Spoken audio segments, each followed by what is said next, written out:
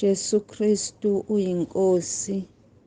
Ngiyabingelela bazalwane egameni lenkosi yethu Jesu Kristu. Njengoba inkosi ibike yangikhombisa ngiphethe iBhayibheli ebelikhulu emaningi amazwi ebengiwahambisa kubazalwane. Namhlanje iyaphinda futhi inkosi ngiveza sengimi phambi kwabazalwane ngibatshela lamazwi athi uNkulunkulu ufuna ukuthi sizwe bese siyenza. Uma ngabe uNkulunkulu kukhona akushoyo, ufuna simlalele, senze lokhu akushoyo. Bazalwane, akuzukusiza ukuthi sikhombise ukuzwa noma sisho amen. Uyazi u-amen ngisho ungawusho uzugxume uye phezulu. Kodwa uma ungakwenzi lokho uNkulunkulu akukhulumile, lowo amen wakho awukwenzeli lutho, awumthokozisi uNkulunkulu. Njoba esho nje uJames chapter 1 verse 22, incwadi kaJakobe 1 uverse 22, mayethi yibani ngabalenzayo izwi, ningabi ngabalizwayo kuphela niyikhohlisa.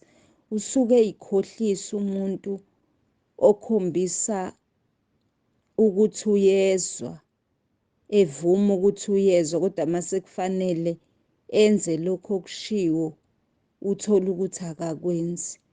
Manje-ke inkosi ibingimise phambi kwabazalwane ukudlulisa lo myalezo ukuthi lokhu uNkulunkulu akukhulumayo, bandla likaNkulunkulu, kwenzeni, ningagcini ngokuzwa kodwa ningenzi lutho. uNkulunkulu ufuna ukuthi nimlalele bese niyenza. uNkulunkulu ufuna simlalele bese siyenza lokhu akushoyo ukuthi sikwenze. Baze besho abapostoli laphana oPetro ku chapter 5 wezenzo, Acts number 5 verse 29, lapho khona bethi simele ukulalela uNkulunkulu kunabantu. Kukhona uhlobo lwabantu abenzela ukujabulisa abantu. Thola ukuthi bagcina basayenza intando kaNkulunkulu.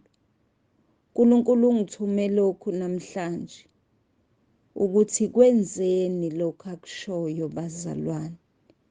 Lokhu uNkulunkulu asuke ekukhuluma, ulindele ukuthi simlalele, senze. Uzathi umpostoli uPawuli mayebhale esejele, ebhalela uFilimoni lapha yaku chapter 1 kaFilimoni verse 21, uthi ngikulobela ngokwethemba ukulalela kwakho. Isizathu sokuthi ambhalele abe nomfutho wokumbhalela uFilimoni, uyamazi ukuthi uyalalela, futhi uze asho athi ngazi nokuthi uzokwenza nokungaphezulu kwalokho engikushilo. So ukulalela bazalwane kwenza ukuthi umuntu akwethembe, ukulalela bese uyenza. Kodwa mawulalela nje ungenzi lutho, uzokuthemba kanjani uNkulunkulu? Uzoqhubeka kanjani uNkulunkulu nokukhuluma empilweni yakho?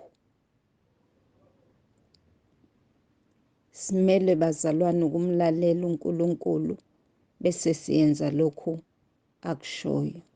Inkosi inibusise. Amen.